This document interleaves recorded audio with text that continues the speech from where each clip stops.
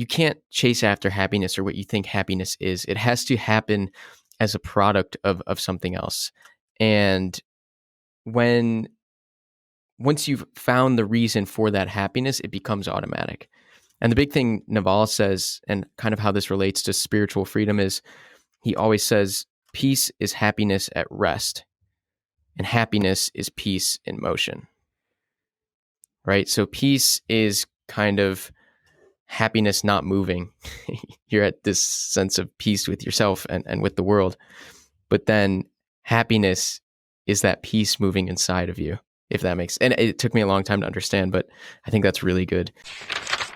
So I think that was one big takeaway. Like you said, basically, if all freedoms are taken away from you, literally food, water, shelter for the most part, your family, everything's taken away, you still have your own interpretation of what's happening to you. Like no one can take away. I think he calls it your spiritual freedom. There you go. Yeah. And that's powerful. I think, that's, I wonder, that might actually, this could be tough, but what about solitary confinement? That might be the one place where your spiritual freedom can absolutely be sapped away from you. Why? Because you're so intensely alone. Well, here's what's interesting is how he describes how people interpret this, right? Because some people, they don't see it as a mental test. They see this as terrible. They just think of the past. They're like, my situation's so bad right now. And they're just dreaming of the life that was. And so they're constantly fixated on that. And they're just, not appreciating at least the few good things that there are to appreciate in the world. And they live in this like non-reality. And they're the ones that struggle the most. They're the ones that crack and break down. And what's fascinating too is you find that people, their survival is often mental. Like your physical survival is mental, because they talk about this one prisoner that had this dream that a genie came and was like, oh, what is your wish? And his wish was to find the day that he will get out. And that's one of the big problems, is like no one knew. It was indefinite. And that's what's brutal, is like this could be years, it could be forever. Like you don't know when you're going to get out, whereas normal sentences you do. So he asked, like, what's the date? And the genie's like, it's going to be March 30th. And so now in his head, when he wakes up from the dream, he's like, March 30th, that's when we're liberated. And he's looking forward to it every single day. March 28th, March 29th, March 30th gets there, but there's no liberation. It's the same day. And so the very next day, when he realizes he's not being liberated, he dies. He gets sick and dies because his immune system, he's given up emotionally. This is real? This is real. This is one of Frankel's friends. One of the, wow. Because mentally he gave up. His immune system just shuts down, and then he's susceptible to disease. I think that's physically. That too is okay. Two things that I see are parallel to that. One, relationships being the best indicator of health after the age of, in the second half of your life. I think it's that same kind of thing. It's like hope. It's like love for one another. I feel like so many people die alone of despair. And it'd be interesting to do a study on divorced people of age and then people in married, loving relationships, and see like how that affects health. But that's a completely different matter.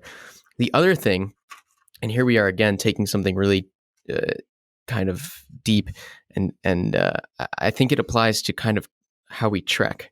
And I was just out trekking with Athena the other week, and so much of my mindset when I'm trekking, because we don't know how far we have to go. Like we did this in Peru. It was brutal. It was absolute suffering. The summit day, even though we could kind of see it, Kilimanjaro I'm referencing. Yeah. It was hours upon hours, and we never really knew how long it took. Right, sheer suffering. And what got me through it, at least, and what gets me through trekking, is setting micro goals. Like, camp might be just around that curve up ahead, or just down that slope up ahead. And then you get there, you at least have the wherewithal to get to that point. And then no, we don't drop dead there, but then you have to set the next micro goal. It was just really quick. I was out with Athena, and we were doing a long day, a dozen miles or so. And about 3/4 of the way, this was like her first trekking trip. and carrying a heavy backpack. About 3/4 of the way, she was like, you know what, just leave me. This is it. I'll camp here. Just leave me here. And I knew from trekking, like, if we just keep walking, we just keep one step in front of the other, we'll hit that camp.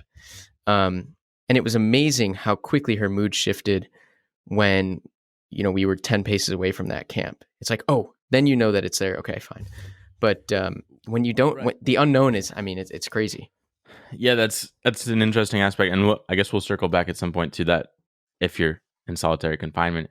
But it is. I actually watched David Blaine because he's on YouTube. He's about to do this ascension challenge of like flying up in balloons or whatever. But it's talking about because he has all these like buried alive scenarios and standing in ice for 3 days straight, holding his breath for 17 minutes.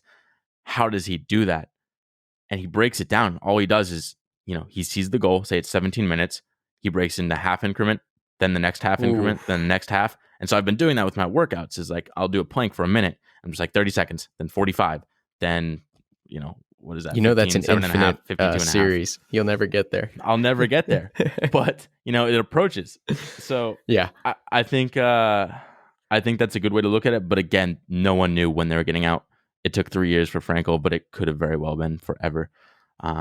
So coming to someone in solitary confinement, that's who knows. If you know the date you're going to be out, I think there's more purpose there. Like you're like, all right, once I get out, I'm going to do X, Y, Z.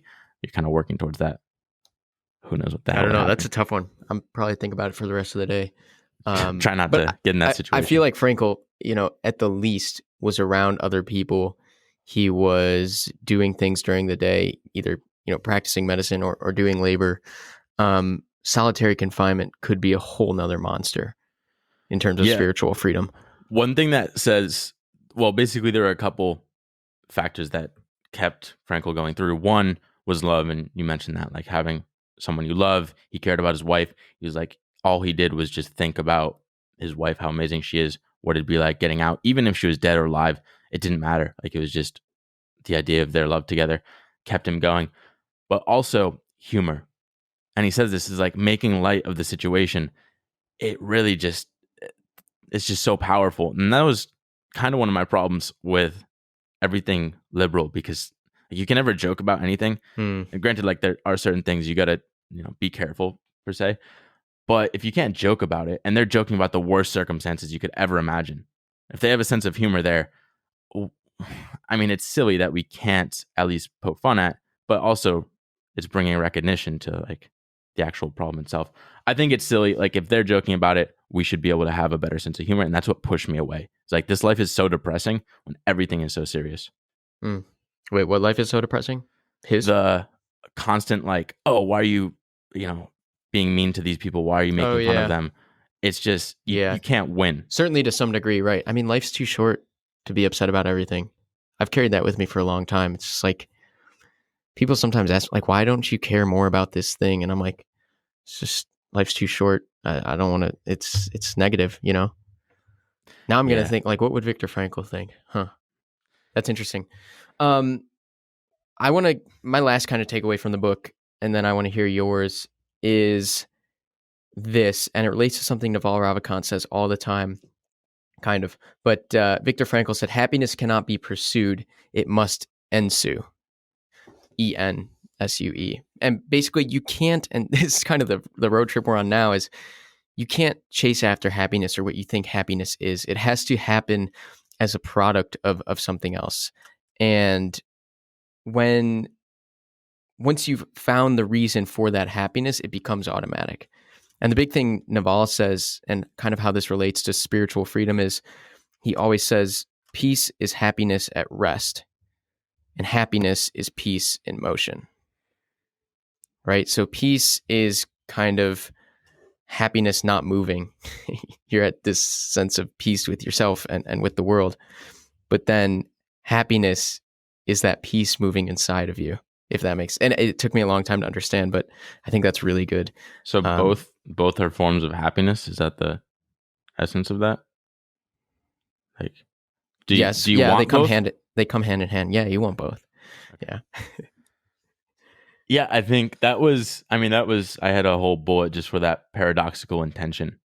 of the paradox of you're trying to do something with the goal in mind, but that pushes you farther away. Yeah. I've had this before. I sweat a lot. I don't know why you don't sweat, but especially when I think I'm Me? sweating, I'll sweat a lot more and it just gets dangerous. Same with public speaking. You get nervous. That makes you more nervous. It's just a negative feedback loop.